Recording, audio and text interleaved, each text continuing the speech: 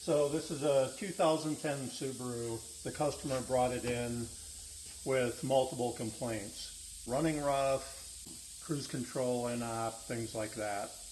When the vehicle got here, we noticed something interesting, which was when you start the vehicle, it sounds like it has an engine knock. So obviously that's really bad. But as soon as the vehicle ran for 5 seconds, it would quiet down.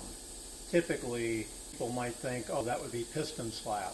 The engine warms up, the piston stops slapping. That's something that you can't really do anything about.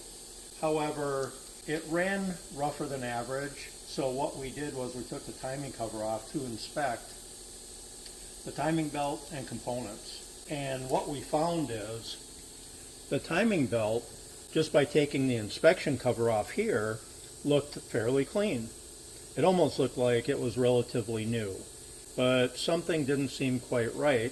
So I pushed down on the belt with my finger and realized, hey, this is way too loose. Kyle then took the remaining timing cover off so that we could check each pulley, and ultimately what he found was there's so much play in this timing belt that it's almost unbelievable that it didn't come off and flip and destroy the engine. So this is completely unacceptable and literally impossible to keep this engine in time. So the sound we're hearing was these components making noise and the vehicle being out of time. We're going to remove this belt, even though it's new. They're fairly inexpensive.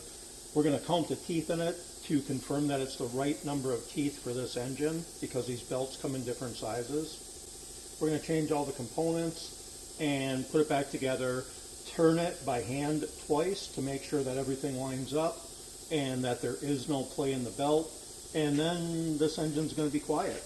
A couple other things we noticed is this water pump pulley, you can see, is really shiny, which means this belt has been rubbing on this pump, which may or may not have led to a heating condition or running hot condition, which would also affect how the engine runs and the car drives. So interesting, looks like someone did the repair, but it was simply done incorrectly. You shouldn't try this unless you have a manual or unless you have specific instructions and you're comfortable doing something like this.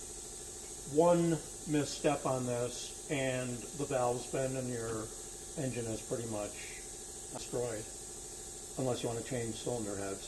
So anyway, interesting reason for the customer complaint, something you wouldn't expect. Just by visually inspecting the belt, it looked fine, but it wasn't.